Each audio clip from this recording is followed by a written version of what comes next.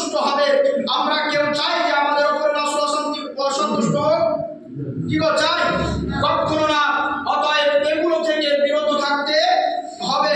বিরাদরান ইসলাম বলার উদ্দেশ্য হলো একটাই, পবিত্র জুমার দিনে সকলেই নামাজ আদায় করতে এসেছি, নামাজ পড়ার জন্য উপস্থিত হয়েছি, নামাজ আদায় করি। প্রায় জুম্মাতে বলে থাকি যে নামাজ পড়ে পেছন দিকে তাকিয়ে দেখি কোনো মুসল্লি আর নেই। যাই হোক, গত জুম্মাতে কিছু ছিল। তো বিরাদরান ইসলাম, গান বাজনা আমাদেরকে শ্রবণ করতে ভালো লাগে। আর রাহমাতুল লিল আলামিন পয়গম্বর, যার কারণে আমরা পৃথিবীতে এসেছি, যার কারণে আমরা মাকে পেয়েছি, যার কারণে আমরা বাবাকে পেয়েছি, যার কারণে আমরা এত সুন্দর সাকাল সুরাত পেয়েছি, সেই রাহমাতুল লিল আলামিনের শানে একটু দাঁড়িয়ে সালাতু সালাম পাঠ করার সময় আর মসজিদে একটা মুসল্লিও দেখা যায় না। কেন এগুলো হবে?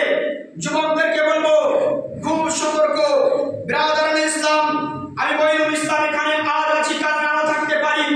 আপনারা অবশ্যই এখানে থাকবেন, কারণ আপনাদের গ্রাম রাসূলের শান যেই গ্রাম থেকে উঠে যাবে, সেই গ্রাম থেকে রাসূলের রহমতও বঞ্চিত উঠে যাবে। উঠবে না? উঠবে না গো? অবশ্যই উঠবে। অতএব রাসূলের পাকের রহমতের মাঝে যদি আমরা থাকতে চাই, রাসূলের পাকের শান আমাদেরকে করতে হবে। তাই সকলকে করজোড়ে আবেদন, এই নামাজের পরে যে দোয়ার শেষে আমরা দাঁড়িয়ে পাঠ করি ইয়া নবী সালামুন আলাইকা, ইয়া রাসূল সালামুন আলাইকা, এটা সকলেই পাঠ করে যাবেন। এটাতে গুনাহ হবে না। এটা করলে কি হবে? কোনো ব্যক্তি যদি বলে যে এটা করলে গুনাহ হবে, এটা বিদআত কাজ, আল্লাহর কসম মসজিদের তলে দাঁড়িয়ে বলতেছি, কোন বাপের বেটা পৃথিবীতে জন্মগ্রহণ করেনি যে সামনে বসে এটাকে নাজায়েজ ও হারাম প্রমাণ করবে। অতএব বোঝা গেল এটা নাজায়েজ ও হারাম নয়। অতএব এগুলো আমরা করবো না ছাড়বো? কি গো জোশে বলুন, করবো না ছাড়বো? অবশ্যই করবো, ইনশাআল্লাহ করবো। বিরাদরান ইসলাম, নবীর শানে ইয়া নবী সালামুন আলাইকা পড়বেন, অর্থাৎ নবীকে আপনি সালাম দিবেন। একজন ব্যক্তিকে যখন কোন ব্যক্তি, এক মুসলমান অপর মুসলমানকে সালাম দেয়, সেই মুসলমান কি রেগে যায়? কি করে রেগে যায়? না খুশি হয়, মহব্বত বাড়ে। তাহলে আমাদের উচিত কি ওই রাসূলের সঙ্গে মহব্বত বেশি বাড়ানোর না কমানোর? বাড়ানোর। আমরা তো প্রায় প্রত্যেক দিন 75 করে নামাজ হয়, উপস্থিত হতে পারি না। একটা জুমার দিনে উপস্থিত হয়েছি। আমরা এই দিন কেন ছেড়বো এই সুযোগটা? আমরা অবশ্যই মহব্বত বাড়াবো। যারা বলে এটা চলবে না, তাদের ভুল ধারণা। কোরআনুল কারীমের মধ্যে আল্লাহ তাবারক ওয়া তাআলা নিজেই বলেছেন ইয়া আইয়ুহান নবী, এই শব্দটার বাংলা যদি অর্থ করতে যান তবেই হবে ইয়া নবী। বলে থাকে ইয়া নবী শব্দটা ব্যবহার করলে নবীর তাওহীন হয়, অসম্মান হয়, এই কথা তারা বলে থাকে।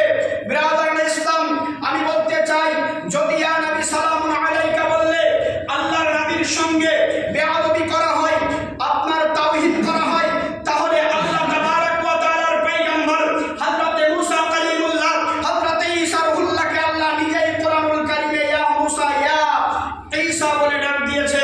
অতএব আল্লাহই সর্বপ্রথম নবীর সঙ্গে বেয়াদবি করেছে নাকি গো? আল্লাহই সর্বপ্রথম নবীর সঙ্গে বেয়াদবি করেছে। কথা বুঝে আসে না? বুঝতে পারছেন কথা? আল্লাহ কি নবীর সঙ্গে বেয়াদবি করেছে?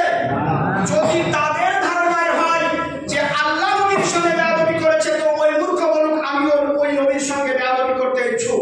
যে আল্লাহকে বললে বেয়াদবি করতে পারে, তো আমাকে বললে কি যায় আসে? তাই কি না? অতএব ভেবে নিতে হবে তার মস্তিষ্কে গন্ডগোল আছে, তার ব্রেনে গন্ডগোল আছে।